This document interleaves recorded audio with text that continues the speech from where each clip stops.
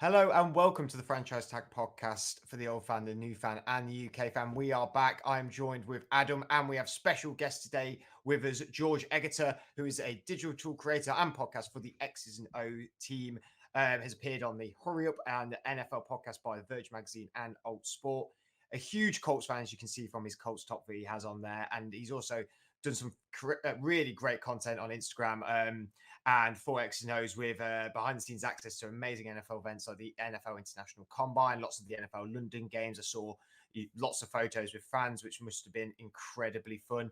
You said it was a busy October, George. Are you happy to have a bit more of a quieter November going into Christmas and just enjoying in the games? That was a great intro, so thank you for that. I appreciate that. Yeah, October was so full on for all of us X's and O's. We've been doing what we've been doing for 4 years now. I think 4 years in January. So it's nice when you get to go to some of these events and see people like OC and Jason, but also all the UK athletes are trying to make it across the seas. It was very busy, a lot of traveling. You got the international games, so you have having to travel for media days and pressers, which is great too. I mean, it's not every day we get to listen to the NFL players and coaches speak. You only ever get that stuff if you're actually in the States. But yeah, no complaints. It's a quieter November. I'd click my fingers and go back to October if I could, but we'll take each day as it comes. Well, we've still got December, Christmas, and then the playoffs to look forward to. And of course, the Super Bowl all ramping up in February. Lots happening on the XNO podcast and team, as well as on the Franchise Tag podcast as well. Make sure you check out Star Sports Betting for our affiliate program with them for all your NFL betting needs for this year. Lots of odds on there. Get your best odds for the NFL. And you can also listen to some of Adam's videos of what he's betting in the week. And as we say all the time, gamble responsibly. We can only point you in the right direction. Don't put your life savings on it. We can only tell you, we can only suggest the right thing. We may not always be right. But Adam, it was a nearly a rocky weekend for the Green Bay Packers, and not as a firework a game as we thought it was going to be with Russell Wilson's return. But then Packers, man, they just keep slogging away, and is the NFC Championship within grasps now? Yeah, we just keep on rolling, so that's all right. It was a slow game. It felt like a long night over here. Yeah, but it was a slow game.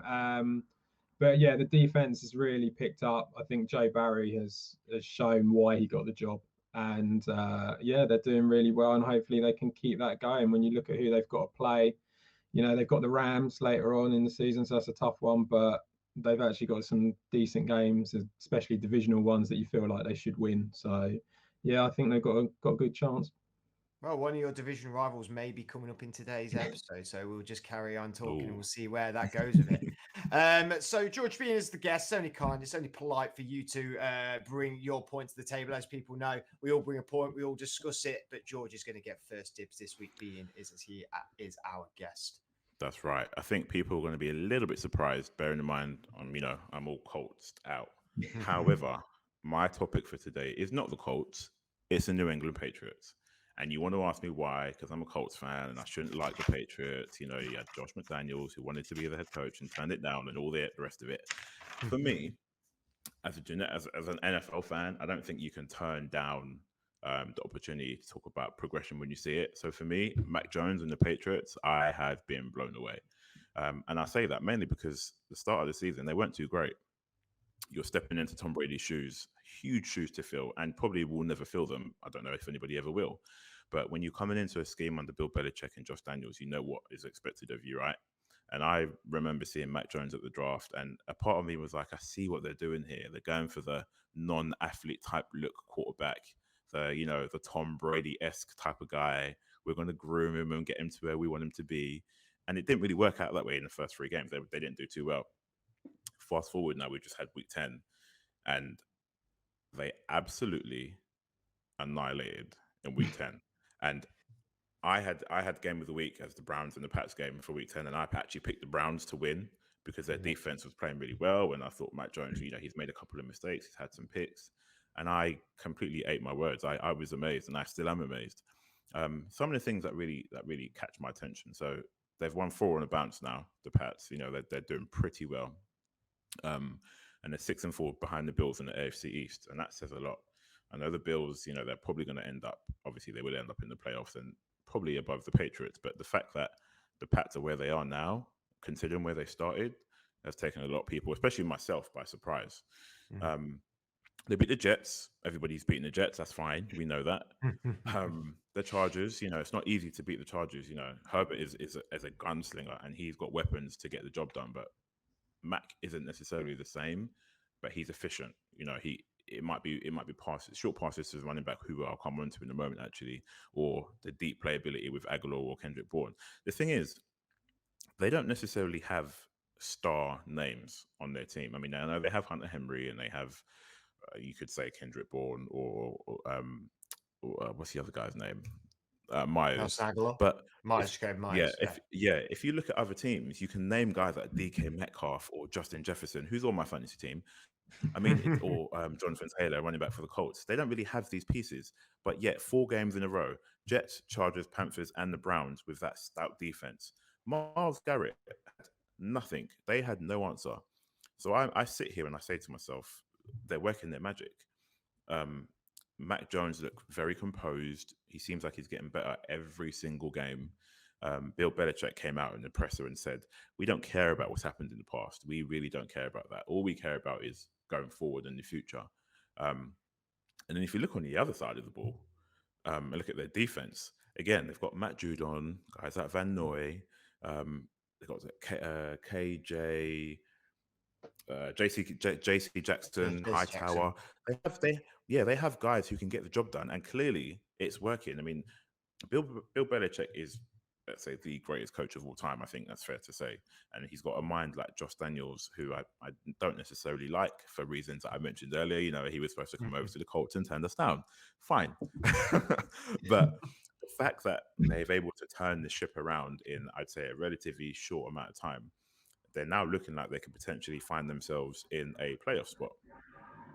And yes, I'm a Colts fan, and I shouldn't really root for the Patriots, but I'm enjoying what I'm seeing, and I can't deny it. A few other things that I want to touch on as well is they just look really comfortable.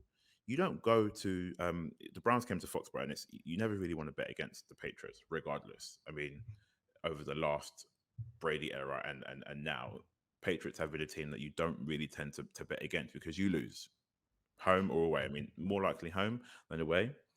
And the Browns came into Foxborough with their, they didn't have Nick Chubb, and they didn't have Kareem Hunt, who's on the COVID list, I believe, still. They didn't have their strong running game, but they still do have Deonis Johnson, who obviously is a talent. But the fact that they hardly had anything going says a lot for the Pats. It seems like every week they're ticking off another box in terms of, we've got this right, we've improved to this one. Now they're sitting 6-4. It just seems like, for me, they're doing all the right things. Do I think they can make a run to the Super Bowl? I think it's too early to say that. I think we need to see how they get on next week against the Falcons. I mean, if I like to have a little bet every now and again. I think that's going to be a hell of a game for the New England Patriots. I say that, but then you get results like the Jags beating the Bills and the Bucks losing, without having to spoil whoever you guys are going to speak about, the Bucks losing, back to back. None of it makes sense. The NFL this season is absolutely wild, but that's the beauty of it. We don't now just have teams like Kansas running away with the lead. It's completely wide open. So the Pats, for me, they're doing a lot right. They're doing a lot right, and I'm really enjoying them, watching them play football. I mentioned before that I play myself, so I have a greater understanding of the game from both a player's aspect and a viewer's aspect, or a fan aspect.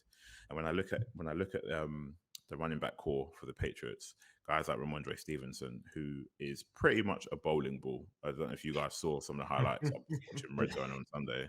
He looked unstoppable, absolutely unstoppable. And that is without Harris, who I think he's only just today joined team walkthroughs, because he was also in the concussion protocol. I mean, again, these aren't names that scream out to you like the Nick Chubbs and the Jonathan Taylors, and they aren't those kind of guys. But Bill Belichick always preaches, just do your job. And the fact that I'm echoing his words is bad enough. Right? You get goosebumps out of the back of your neck there. Yeah. I'm sitting here realizing that I'm almost becoming I'm not a Pats fan, but I'm a football fan. Okay? So yeah. I'm very impressed. I'm very impressed. And then when you have a strong running game like they do, you can then open it up to play action. So you have guys like Kendrick Bourne, who came from the San Francisco 49ers, and I love that guy. He never really got a chance at San Francisco, and Bill has obviously seen something in him, and he made some crazy catches in the game on Sunday. And I said to myself, look, these guys were almost want-aways. You know, the guy that don't really get a look in. Even Aguilar, to an extent, you mentioned him earlier, Freddie.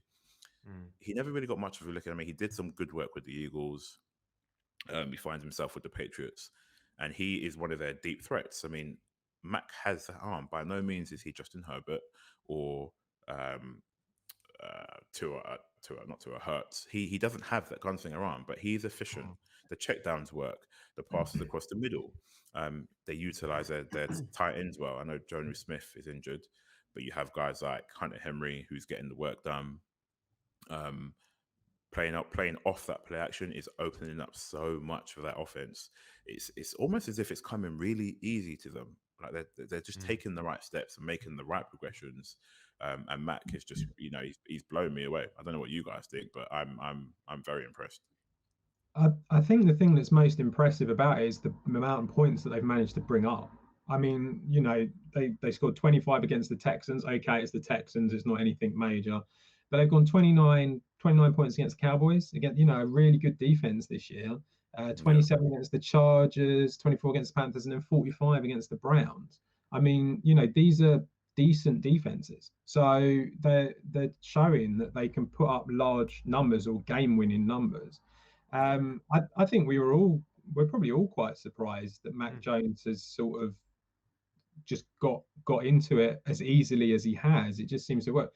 But, and you know, I said it on another podcast, I was saying, to me, he looks like the sort of almost like prototype of Brady. It's like he is Brady 2.0, and he's just like he's not there yet because Brady wasn't there yet in them first couple of years. But you could see during time that he will be able to not become Brady, but be decent enough to be in a winning team. And he was the guy coming out of college. I know Andrew always said it. He was the guy who was NFL ready compared to all the others. So I think because of that, it's not really that surprising when you actually start looking at all the things that have gone on and how they're going, that it's working. And as for everything else, I mean, Belichick's got the game plan. I suppose we shouldn't be surprised. We are, but we shouldn't be. For me, this game was, if you could put on an advertisement board of why the Patriots have won so much, this game was it. Because the Patriots played the Patriot way. They played a really strong defense, an efficient quarterback play, which is exactly what you said, George. Mac Jones was just so efficient in this game with the passes that he played. And again, taking nobodies. Ramondre Stevenson, I feel bad because he isn't not a nobody, but he was a 4th round pick out of Oklahoma. And he rushes for 20, does 20 rushes for 100 yards, 2 touchdowns. Oklahoma, he had 500 plus yard rushing games in 2 years. Admittedly, 1 year was a COVID year, so he played half the games, but he only had 5. And in that 2 years, he only had two plus touchdown games. So in them 2 years, so you know, he wasn't a running back that came out of college that was rushing for 100 yards every week, that was a dominant force like a Travis Etienne and Najee Harris in the last draft that we've just had. He was a 4th round pick. And he comes out 100 yards. He's played really well in the games that he's played in. Damian Harris, again, a player that no one thought would do anything, has been incredible for the Patriots. Mac Jones, if anyone had said at the start of the season, put money on he's going to be the best quarterback or even potentially NFL Offensive Rookie of the Year, you would have laughed at that maybe. But people would have said Trevor Lawrence is going to be the best quarterback at this point. But it's working for the Patriots. We were all stupid as NFL fans to think that the Patriots would just be no good. You know, like they weren't very good last year, but Cam Newton was still in the top 10 for rushing touchdowns at some point in the year. They were still scoring points. They were still winning. The pieces just weren't there. They were missing a lot of players. They're playing that. This was just, like I said, the perfect way to say it is the Patriots playing the Patriot way, because when they play that way, that's why they've won so many Super Bowls in these decades. And if they have an efficient quarterback there in Mac Jones, that's going to happen even more. And he is doing that. He's really impressing. And I think he's fitting into that system well. And he's probably soaking up all the knowledge that he can do from Bill Belichick, from Josh McDaniels.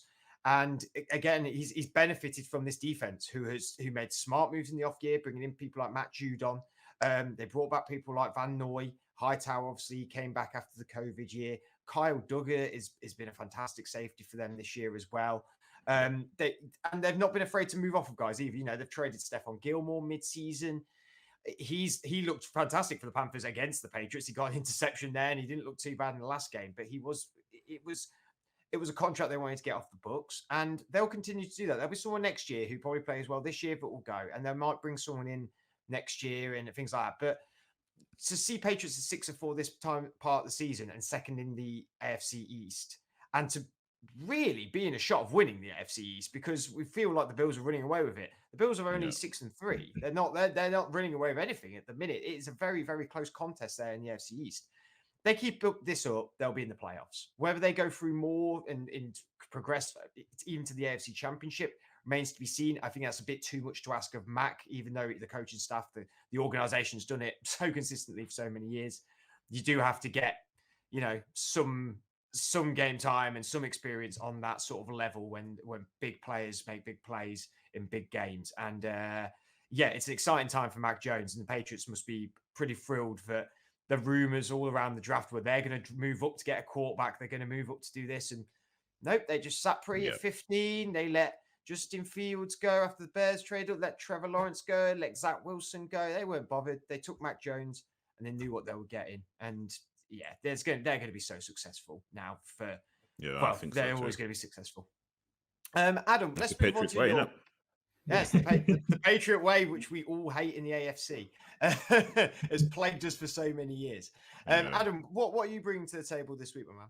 So I'm going to go for the 49ers to make the playoffs. I love that.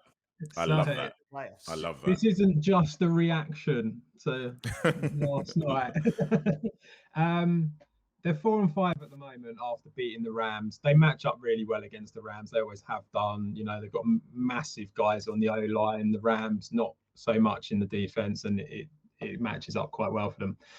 But I have to say, after watching that game and the 49ers actually having their team fit, that's the thing. They've actually got some players back. They're actually all fit now. Kittle was really good for Garoppolo, was available all the time. Deebo Samuel is just getting better and better. It's ridiculous how good he's getting. But he looks stronger as well. And I think Jeff Wilson coming back is a massive plus for them, because so far it's kind of been Elijah Mitchell over the last few weeks by himself. And I think Jeff Wilson helps out a little bit, and they need that because of the run game. The run game's massive for them. Just to your point, sorry. Where's Trey Sermon? Oh man, he's a healthy scratch every single week. Yeah, I drafted him in fantasy, going like, this is genius, because Mostert's going to go down at some point. Someone's going to go down. They rotate. He's going to get a touchdown every other week and maybe 40 yards. That's a good amount of points for you, flex. He's just disappeared. Yeah, I mean he's there, but he's just not getting any game time. So I can only assume he's just not showing it at the moment. That's the only thing I can say. Yeah. He's a bigger back too, so I don't know. You're right. I don't see him taking over any of the guys' spots right now. So, but so I mean, you've got all of that on the offense, and then to me, Bosa looked, really, really good on Monday night. I feel like he's slowly been getting better through the season. He had the long injury last year, so I think Bosa getting stronger is better. Jimmy Ward has come back in, got the 2 interceptions. That's a massive thing. And so their defense is becoming a really big factor now because they're all getting fit. I mean, it's a big thing. Not only that, Jimmy G, everyone knows I'm not exactly his biggest fan. Me neither. When you look at it, he didn't do much. He didn't actually do that much. He was 15 out of 19, 182 yards and 2 touchdowns. I mean, Jordan Love's first appearance was 180 yards. So it's not like it's Ouch. It's not like Jimmy G's doing much, but he's consistent. And that's the point. He's getting high pass completion, and he's with the good run game. it works, so that's fine. You know, the point is that they're 4-5, but when you actually look at who they've got to play as well, they haven't got particularly. I mean, every game's a hard game, but they've got some easier teams. They've got to play the Vikings at home, they've got to play the Falcons at home, and the Texans at home. You have to feel that if they can play the way that they did on Monday night, they should be winning them 3 games. Then you look at who they've got away. They've got the Jags, the Seahawks, the Bengals, the Titans, and then the Rams in the last week. Now, you would hope they could beat the Jags. The Seahawks, the Bengals, to be honest, might go either way. They're kind of like they could win, might not. The Titans away, probably not. But then the Rams away, if the Rams are already qualified for the playoffs in the last week, are they really going to put out all their main guys? Probably not. Yeah. So they could win that game. That's what, 4, 5, 6, 7. That's nine wins. I mean, that's probably enough. In the same way we were talking, too. You look at the Patriots in the same way. If they get, I think they've got some games where they're playing like the Falcons and maybe the Jets or something like that. They could get 3-4 wins. They're in. You know, that's all you need. If you can get to 9 or 10, you're probably okay. I just think that the 49ers showed what they can do when they've got their players back fit. And last night, it looked like they were back fit. So I think that they've probably got a good shout at it. That game was, I watched, I think, because I have Van Jefferson on my fantasy team, and I left him on my bench. I thought, let me see how OBJ does. He doesn't really know the playbook, so let's see how they use him here and there.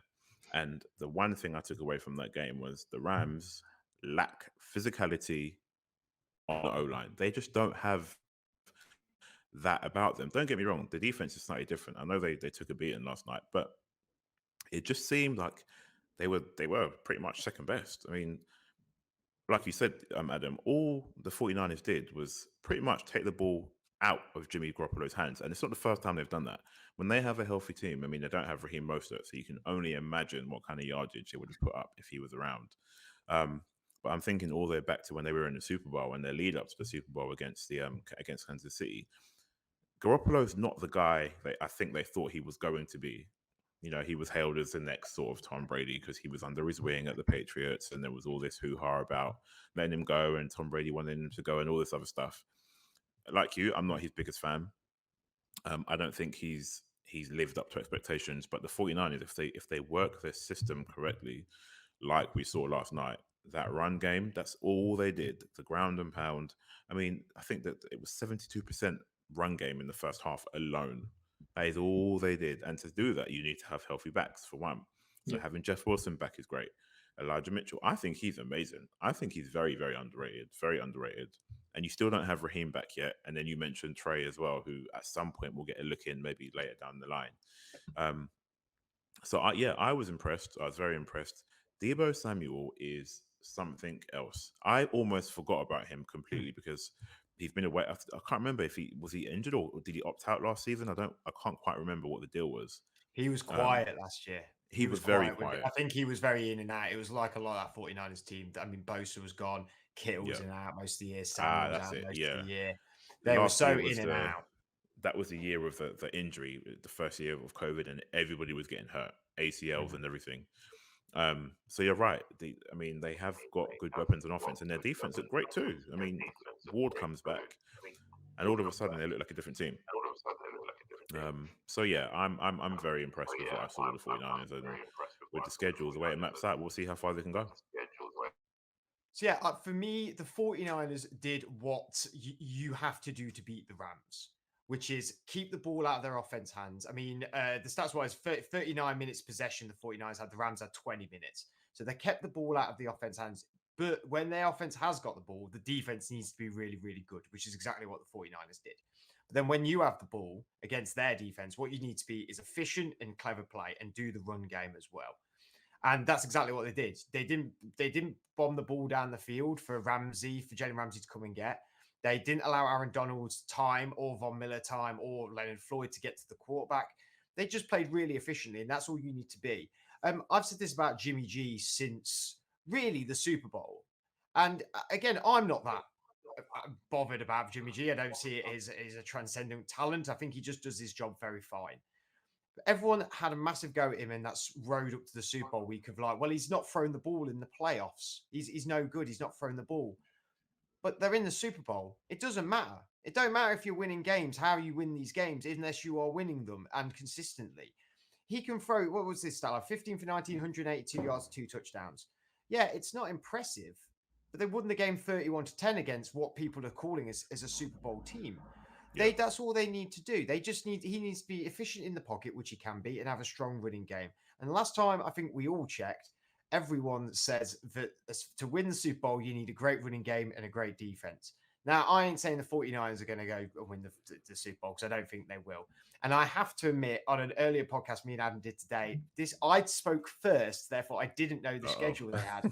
And then Adam spoke, and I went, 49ers are not going to get to the playoffs. Adam went, well, I totally disagree, and here's the schedule. And then I went, oh, yeah, they actually probably, they really could. Yeah. But again, which was a point that Adam made on this podcast and has made tonight, it's about keeping fit. It's about keeping fit and healthy because they have really, really struggled over the years to do that. Hence why we saw that last year. They had lost a lot of players and they did not perform. The year before that, they had a load of players all fit and healthy. That was the key to the Super Bowl run. George Kittle missed, I think, 2 games that year. Yeah. I remember missing the last 2 games, maybe, definitely most. It weren't Mostert. They had someone in front of Mostert at the time. And he got injured, but I can't remember who it was now for the life of me. I know who you're talking about, but I can't remember his name. Yeah, he did get hurt too. He got hurt, and then Mostert came in, and Mostert had like 200-yard rushing, 2 touchdown games. And it was like, well, we don't care. It doesn't matter. You don't mean Tevin Coleman, do you? It was, Tevin Coleman, who was doing really well. He's another one. I mean, it leads on to my point before you move on. 3 things, right? Schedule was king. Even if your offense or defense isn't great, if your schedule can hold up and you can get the job done, even if you win by a point, it doesn't matter. It's a win.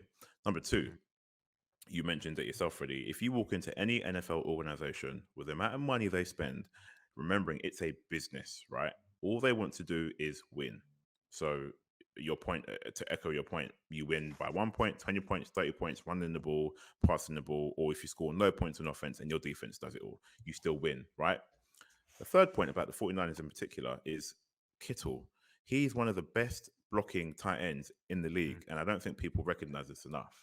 He is great at what he does, catching the ball, yards after the catch, everything, all the yards are touchdowns. But for the 49ers to have this type of game plan and run the ball this well, he has to be on the field making these blocks, and he does. You know, he just does it so well, and he's one of the great tight ends in the league.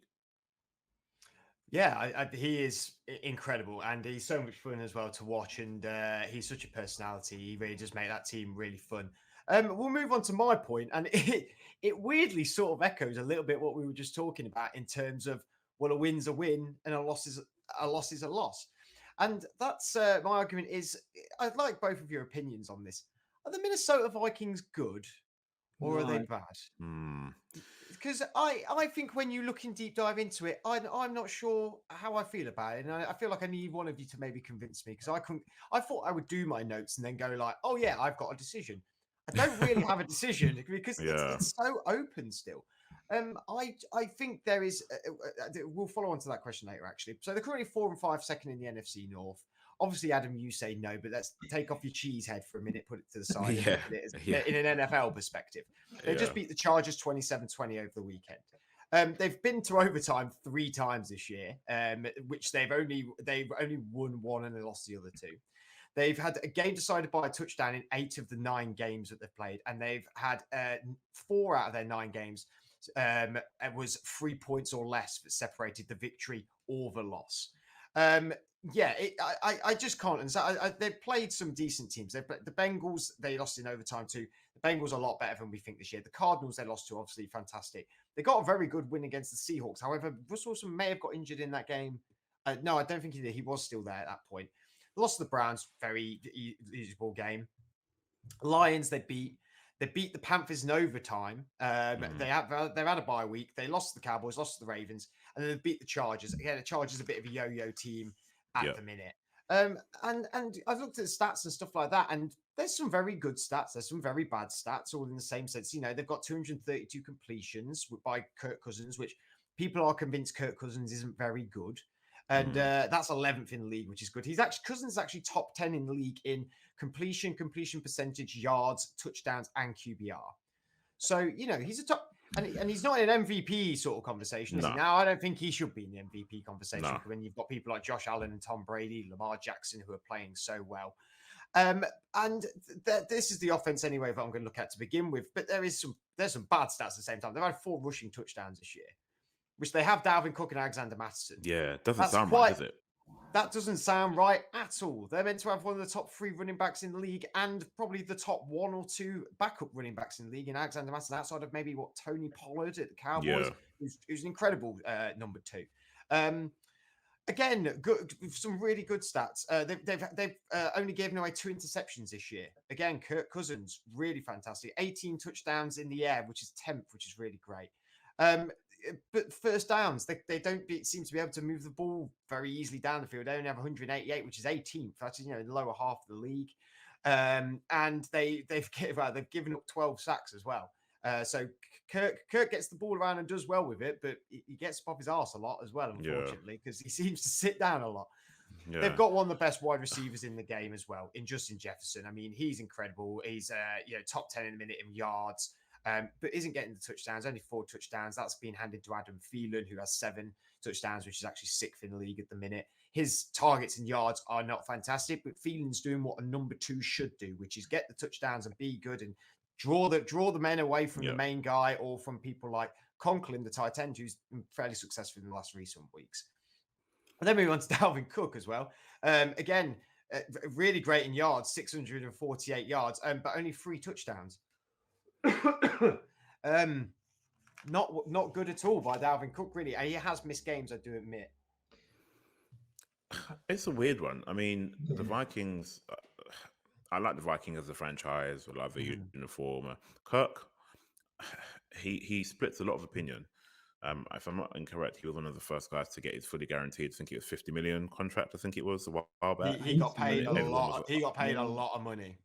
Fully guaranteed. I think it was I want to say it was the first. I can't remember if it was the first in the league or not. But when it came out, everybody was like, "Wow, this is a big deal." Kirk, I'm torn on Kirk. I'm not entirely sure what their identity is. Obviously, we know their identity is to be run first with Dalvin Cook, but the stats you just read out don't portray that in any way, shape, or form. I have Justin Jefferson on fantasy. I had Adam Thielen before a couple of years ago, and I love Thielen. You mentioned it pretty much. Thielen pretty much mops up all the work, right? Justin Jefferson is out there. He's drawing double coverages. He's drawing attention to himself, and Thielen, who is getting on now. People weren't really expecting him to be the same guy. When he was a number 1 guy, he was great, and now he's number 2 guy. He's still great. You mentioned some of his stats and touchdowns that he is literally scooping up all the touchdowns. Red zone, he's got to be top 10 most targeted receiver in the red zone. Every time I watch red zone, looking for Justin Jefferson, it's always Adam Thielen or Conklin. we all know that feeling when fantasy football. Honestly, yeah, for real. It's intriguing because in your mind, on paper, the Vikings should be doing a lot better than they are. But for some reason, I don't know if it's the offensive line or their defense isn't amazing. And they have lost a few guys over the years. Justin Rhodes, for example, who's now at the Colts. I mean, something isn't quite right, and I can't quite put my finger on it. I don't know if it's. I mean, the O line isn't great, the D line isn't great. They don't do anything too well.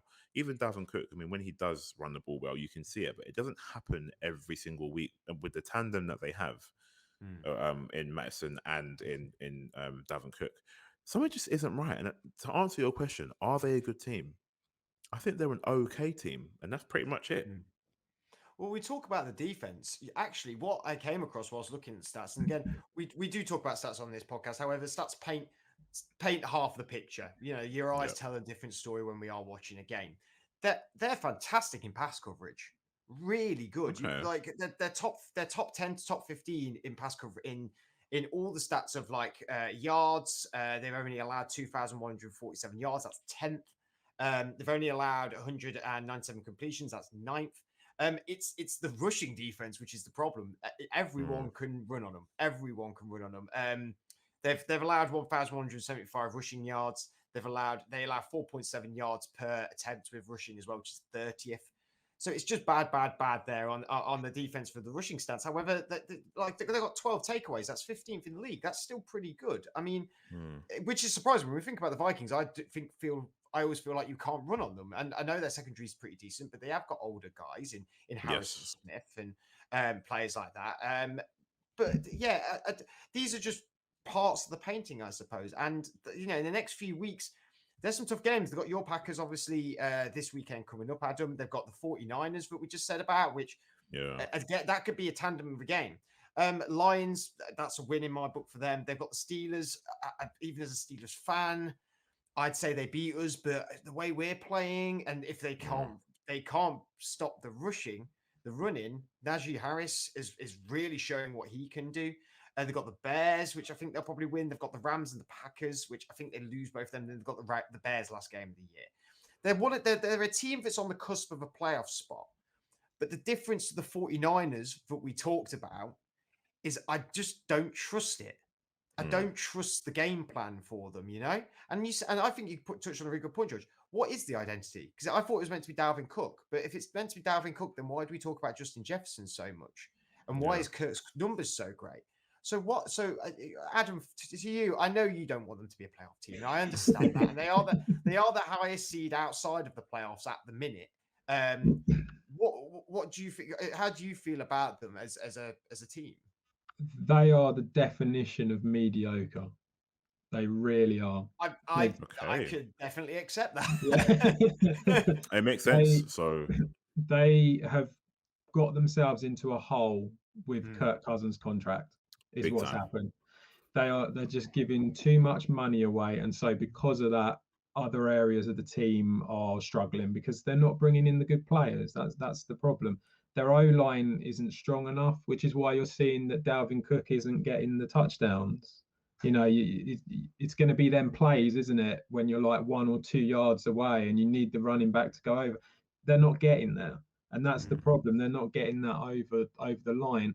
The defensive line, it just isn't quite strong enough. And, like you say, they're playing the 49ers. I mean, it could end up going the same way with that as it did against the Rams for the 49ers because the O-line and the D-line aren't strong enough. And the 49ers just run on them. It's really difficult. And they've got a really tough schedule. Like you say, they've got the Packers twice, they've got the Rams, the 49ers, the Bears twice, the Steelers. The Bears are another team really who are the definition of mediocre at the moment. But at least with the Bears, you can see that there's a potential future with Justin Fields. At the moment with the Vikings, it's just sometimes we play really well, sometimes we play really bad, and more often than not, they just sort of play in the middle. And there's a lot of one-score games there that you mentioned, and you're going to end up getting games where they do win a few and they don't win a few, and that's probably it. I mean, there isn't really anything else. It's interesting that they've not been blown out. No, by anyone. And actually, their win margin wise, when you look at their scores, they beat the Seahawks 30-17. That's like when you look at these score lines, like the biggest, like, oh wow, like that was a big score. I mean, they had 2 games. They lost 34-33 against the Cardinals, and they lost 34-31 against the Ravens in overtime. I mean, they are compelling games because there's 65 plus points in that game, which must have been fun to watch. But there is no real blowout. There's nothing. For every positive, there's a negative. For every positive thing they do, a 60-yard touchdown to Justin Jefferson is then a 50-yard run against their defense. Just nothing counteracts. Everything counteracts each other. Yeah, and that's the problem, isn't it? It's like, so this is what I mean when I say they're mediocre. They are exactly that. It's like, so they will have good games and then they'll have bad games, and it's just what they are. And I think a lot of it comes down to the fact that they are paying a small fortune for a quarterback who is probably in exactly the right team because he is mediocre as well. Yeah, you make a good point, man. Do you think at some point they start to think about their quarterback situation? I don't know. I mean, bear in mind how much capital they've invested into him. It's not something you can just turn around and say we're changing. And I don't think they need to do that right now either, by no means. That's not what I'm suggesting. But I do think they can't continue to be the same team every single season. At some point, something will have to change, and I don't know what that's going to be. Whether they restructure his contract, or they, I doubt they're going to let him go. Obviously not, but it's just something has to give at some point because they have some offensive weapons, and they just need to do better. I think in these franchise situations we've seen in history, is you either go all in and you draft picks, money, you go and Like get the the offensive Rams. line help. Yeah, the Rams, you go and get the pieces you need because this is go time now. And Rams thought it was go time now with Jared Goff. Now, Kirk Cousins, I think, is better than Jared Goff. Agreed. And so they could go all in and push the needle. They've only got a few years left of people like Harrison Smith. Dalvin Cook, I mean, he's expensive as well. Daniil Hunter is not cheap. They're going to need, they can either go all in, or they say, right, okay, we're starting again here. We press the reset button and we go again, which is what a lot of franchises do. And it's painful to say the least for the fans, I can imagine. But it gets you a clear out, it gets you money, it gets you a reset. If I'm not mistaken, isn't it exactly what the Indianapolis Colts did? They pretty much had a reset at the quarterback position. You went and got Carson Wentz. Immediately, you didn't draft. You tried to draft a few quarterbacks and it just didn't work. You've gone and got Carson Wentz, but you've had really great money for 3-4 years now. You've had good draft capital and good picks because you've not been not a bad franchise, but not been a winning franchise. So you've had that top 15 pick. You've picked wisely. You've picked well. You've picked up the players where you need to. And Ballard is a great manager. He's a genius, in my opinion. Exactly. And I don't think the Vikings have necessarily a back office. I just think it's. Can you reset quickly? If you want to reset quickly, you could fully reset, get complete clear out money, draft capital, and everything like that. However, I think that can be really hard to come back from. Or do you go out, go full in? This is what we need. We have got the tools to win because they've clearly got the tools to win. We know we can all accept that, but we need to get that. The player pushes the needle. The players push the needle and address that. Now they could do that. The Chiefs went and did that and did offensive linemen this year. It's sort of working. It's not really. It is and it isn't working all at the same time. Not really. So but you've still got good players like Joe Tooney there and players like Orlando Brown hasn't looked as good as he should do really. But this is what they need to do is what they need to decide what avenue they're going to go down, and I think they just need to make that very clear to their supporters and to their fans of right. Well, this is what we're doing. This is how it's going to be going forward. It might be down years for a bit, or we're going to go for it all. There could be some glory years in the next 2, and but then we're it's going to have to suffer first. It's a defense for me. It's a defense. If they can sort out the defense, they'll have a better chance. Offense is all right, but like you say, they've got the weapons. For me, it's just a defense. The thing is that they do have a real opportunity coming up. It's like the way that it feels like it's trending in Green Bay with the salary cap, with Aaron Rodgers. It does feel like this is probably going to be his last year. There's your opportunity. So he finally admits it. He finally admits it. No, I think there's a strong chance it will be, but unfortunately, I don't feel for Vikings fans, I don't feel like they're in the position to do anything about it because of Kirk Cousins' contract. This is the problem. I feel like there's too much money being invested there, and I mean, if they restructure it, then that would work, obviously. But at the moment, that they would need to do something like that, and if they decided to go and do something like just blow it all up, and then you're missing out on your window of opportunity, sort of thing. Yeah. So I think, especially with Lions having Jared Goff, Justin Fields, we think it may work. I think you've got to give him time. But at least the Bears have tried it. That's the point, and that's what the Vikings need to do. Don't forget, obviously, Watson. There's still a lot of talk about Watson and how that will shake up and knock-on effect on the rest of the league. If he does end up at Miami, Tua probably ends up elsewhere, potentially the Washington football team. So there's a lot yet to happen in the NFL, and so far it's crazy enough as it is. So good stuff happening. I mean, I like it this way. It's not so obvious. It's not the same old winning ways for the Kansas City, etc., or the Patriots. So I like it like this, and it just means there's a lot more madness to come. Oh yeah, there's so much more to go, and that's what we've been saying week on week as well. It's as competitive as it's ever been. Yeah. I don't remember it ever being this competitive. What we coming into week 10, and we can pencil in 1 or 2 teams in each division that may go through, but really it's pretty open season. It's 1 or 2 of them games and weird games like the Jags Bills game and stuff like that. Gosh. Where things can totally change, and things like Josh Allen sacking Josh Allen, recumbling a Josh Allen fumble and picking it doesn't even make sense. How does that happen? As well as the interception where the guy, did you see the interception in the 49ers game? Yeah, But he got called for PI. Oh man, I mean, what an interception that was. I think it was back of his thigh or something. Let's call it what it is. He put it up his ass. Let's call it what it is. Let's call it what it is. We all know what it was. If you haven't seen it, go check it out on social media. But I will end on George. Thank you for joining us. We really appreciate you, my man, and you're more than welcome to come back on whenever you like. I hope you've had fun. Pleasure. I have, yeah. Like I said, I would never turn down a chance to talk ball because it's I live and breathe it. It's been a pleasure. Thank you for having me, guys. No worries, George. Where can we find you on social media, man? So you can find us on @Exs Os Team. This is where we focus on all things UK American football as well as the NFL. And also, as it says below, @George on Sports, where I focus on a lot more NFL related content and we dive a bit deeper into everything that happens in the league, including Game of the Week. Smashing. Well, check that out. We will be back on Thursday with our fantasy football show and for the Sunday preview show as well. Gearing up for a lot of things NFL. Sorry that Andrew couldn't join us tonight. He's staying in a converted prison in Oxford. I have seen photos. It is definitely pimped up Wormwood Scrubs. It's very interesting. Nice. But I'm sure he's having a great time. It's nice when work treats you. Me and Adam will just sit here and we'll just talk ball. It's fun. Anyway, until next week, we'll see you all soon. Have a great weekend. See you later.